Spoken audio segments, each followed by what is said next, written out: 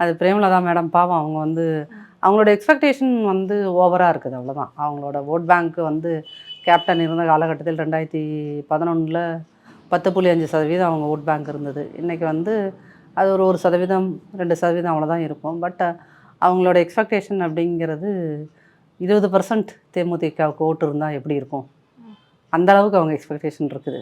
So அந்த ஏமாற்றங்கள் அவங்களுக்கு ரொம்ப இருக்குது அப்படின்னா, எதிர்பார்ப்புகள் அவங்களுக்கு ரொம்ப இருக்குது. அந்த எதிர்பார்ப்புகள் தான் அவங்களுக்கு ஏமாற்றங்களை தருது.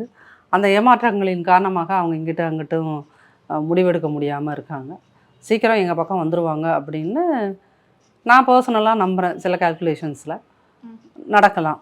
அதிமுக சைடு வர வாய்ப்பு அதிகமாக வாய்ப்பு இருக்கு. அதிகம். இப்போ கடைசியாக 2026 தேர்தலில் இது எத்தனை முனை போட்டியாக வந்து அமையும்? அதிமுக திமுகவை தாண்டி இந்த 4 முனையா 3 முனையா அந்த மாதிரி?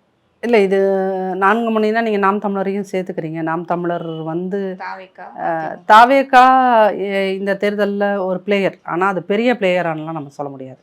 ஏன்னா இந்த 2026 என்ன ஓட்டு வாங்குறாங்க அப்படிங்கிறத வச்சு தான் சொல்ல முடியும். இப்போ வந்து ஒவ்வொருத்தரும் மீடியாவில் பேசுகிற ஒவ்வொருத்தரும் அவங்கவுங்க செயலனுக்காக ஒவ்வொரு இதை சொல்லிட்டு இருக்காங்க.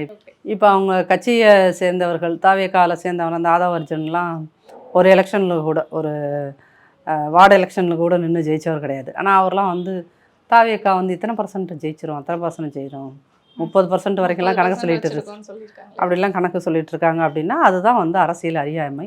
அதை தான் நம்ம கற்றுக்குட்டித்தனம் அப்படிங்கிறோம்.